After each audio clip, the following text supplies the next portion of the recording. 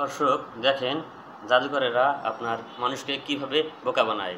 এই যে একটা রুমাল বাইর করেছে, রুমাল থেকে একটা পাইপ হয়ে গেছে।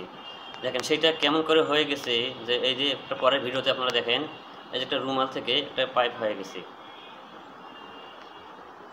কিভাবে হয়ে গেছে দেখেন, ছোট একটা পিন আছে, এই পিনের মাথায় একটা রুমাল থাকে।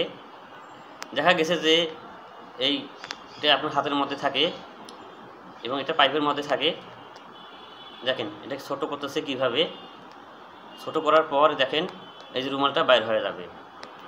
এই যে রুমালটা বাইর হচ্ছে, বাইর হওয়ার পরে এই যে মেন কারিশমা হচ্ছে যে এটা তাদের হাতের ভিতরে থাকে, লক করা থাকে, এটা ছুটবে না।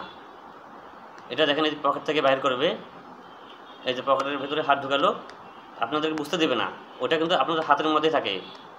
যেমন এই যে লকটা আছে না, এই লকটা খুলে যাচ্ছে, দেখবেন যে এখন আস্তে করে ছাইড়া দিলে পাইপ হয়ে যাবে। মূল জাদু হচ্ছে এখানে, আমাদেরকে কীভাবে বোকা বানায়।